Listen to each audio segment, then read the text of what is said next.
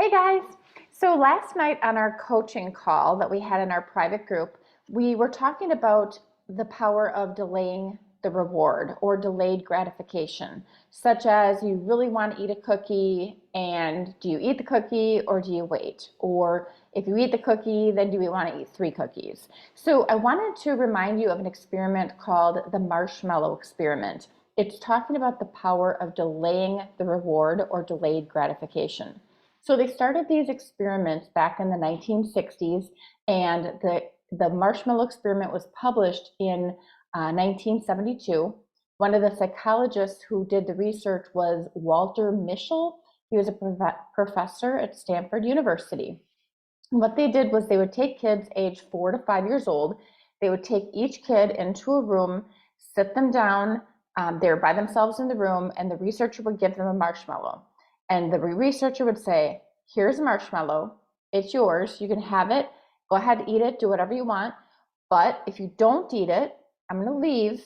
And if you don't eat it, when I come back, I'll give you a second marshmallow. So the researcher would leave, and a lot of the kids jumped up and ate the marshmallow. Some of them waited a little bit, danced around a little bit, and then finally came and ate the marshmallow. But they found that some of the kids were able to resist and not eat the marshmallow, and they waited until the researcher came back, and then they gave them the second marshmallow. So that was the deal the kids had, and it was hard for most of them to resist.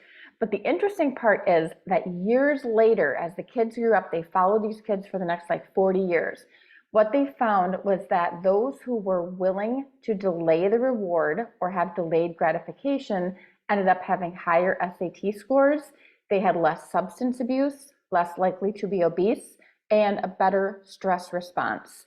So that's just amazing. Like something that as a kid you learn to not have the cookie or the marshmallow or the treat now, and you waited because something good was going to happen later.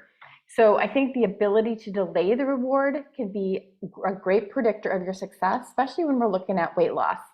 So can this be learned? It absolutely can be. I think when you're faced with an immediate response, a reward, an urge, you want to eat the fried food, you want to eat the donut, you want to eat the Milano cookie, whatever it is, even you want to purchase it in the store. Remind yourself, if I wait, I can have a reward later. And maybe the reward is you feel better.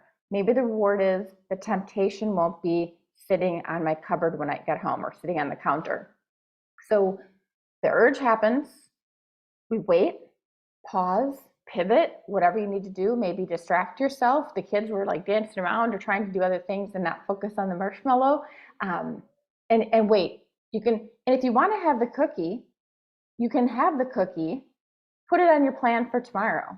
If it's part of your plan, you're having it as part of one of your planned feedings, it can be included in your plan. There's no reason you can't have a treat. But it's when we're giving into an urge that was not planned. That's the delaying that gratification, delaying that reward that can make all the difference and help you have more success with your weight loss. So I just wanted to remind you, next time you're having the urge, stop, pause, pivot, maybe distract yourself, see if you can wait or at least delay giving yourself that reward. So hopefully that helps. I think the marshmallow experiment is interesting. If you want more details on it, just do a Google search. I'm sure it's everywhere. So have a great day, guys. Bye.